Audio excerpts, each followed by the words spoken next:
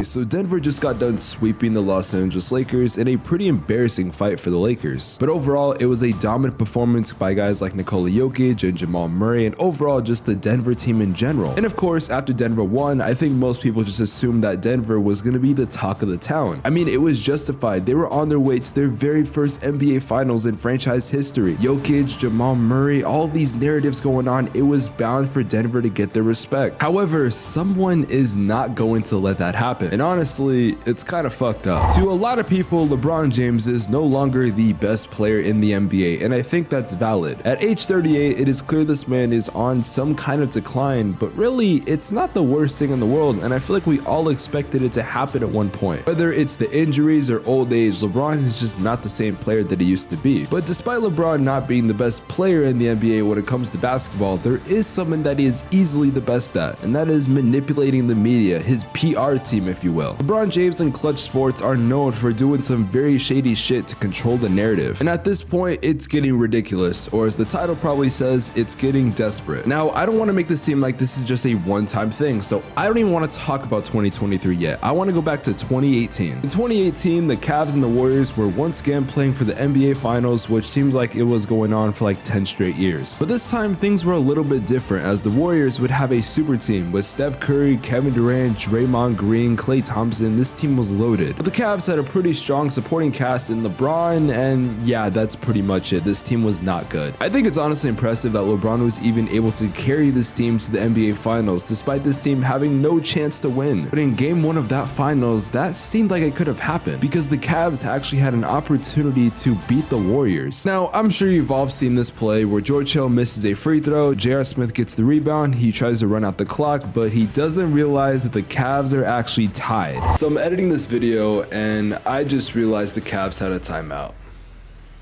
And the Cavs would have to go to overtime despite being very tired and very depleted, as Golden State would go on to win game one. I don't need to do an analysis of that entire play because I feel like a bunch of people have already done that. All I'm gonna say is I know it's J.R. Smith's fault, but like I think George Hill deserves some blame, because if that man did not miss that free throw, then that moment could have never happened, and maybe Golden State wouldn't have had a game-winning shot or something like that. Now, I don't want to gloss over this game because this is actually a very important moment that I want you guys to keep in the back of your head. Anyways, the Cavs would go on to drop games 2, 3, and 4, and the Warriors would complete the sweep and win the NBA Finals, which a lot of people were not really surprised by. Now, real quick, I want to go back to game one, and I want to look at the press conference. As you can see, this is actually a pretty famous press conference. I think a meme came out of this, but I want you guys to look at LeBron's hand and tell me if you see anything out of the ordinary. Nope, not really. Well, what about in game 2? Nope, nothing in game 2 either. Okay, well, what about game 3? Again, there is no difference in game 3 with LeBron's hand, or hands in general. But what about game 4? Wait, why does LeBron have a cast on his hand? Well, it turns out after game 1, LeBron would punch a whiteboard in the team locker room, which caused his hand to get messed up. So yes, he pulled a Jaden McDaniels in 2018. That is fucking insane, especially for someone that is usually pretty good at keeping his composure. Okay, that might have been a joke, but regardless, we all know LeBron is not someone to do something this fucking stupid, because after game 1, I think some people had the impression, oh wait, this could be a very good series. Hindsight is 2020, and this shit was doomed from the beginning. Okay, so you might be asking, but Spex, why was the cast on in only game 4 and not other games? Now, in game 1, I'm going to give him the benefit of the doubt. Now, I'm sure as athletes, we've all had a moment where we got injured in game, and it was a really bad injury, but we didn't know and we were able to play through it. But then the following day, you wake up and your body is just fucked up. I remember back in middle school, I had a flag football game, and I think I fucked up my MCL, but I felt fine and played the rest of the game. However, I woke up the next day and I could barely fucking walk. It was bad. Regardless, I'm not saying I'm LeBron or nothing like that, but this is a common thing that happens to athletes. It's usually from adrenaline, which does make sense why he was able to play and not really notice anything. However, adrenaline, from what I've seen, doesn't last for more than 24 hours. Now, after game 1, it was reported that LeBron did actually get an MRI on his hand, but it was so bad that nothing came back, which honestly kind of sounds like bullshit, because for the rest of the series, LeBron was completely fine. The only thing you could argue was his shooting shooting splits were a little wonky. But to be fair, has LeBron always had good shooting splits? No. But I think it's a little bit interesting that this hand injury was not talked about until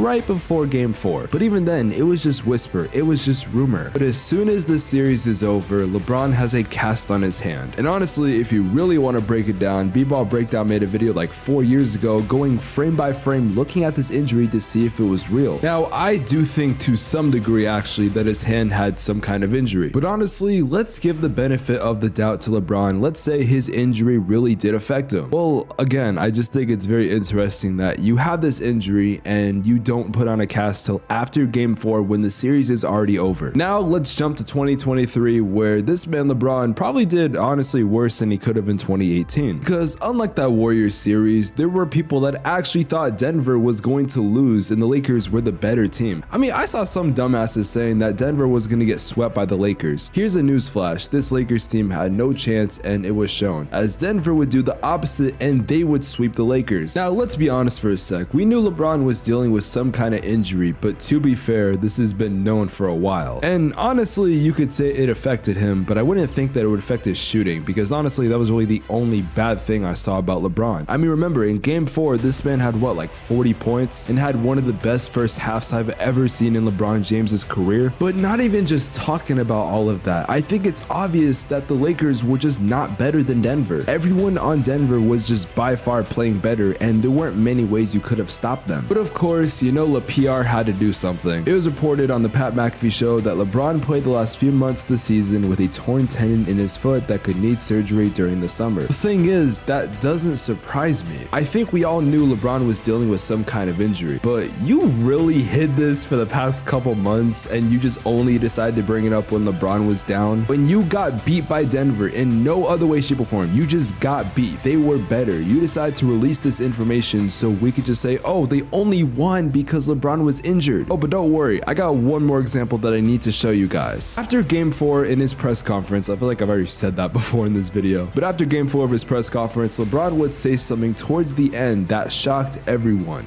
I don't know. I got a lot to think about, to be honest. And just for me personally, going forward with the game of basketball, I got a lot to think about.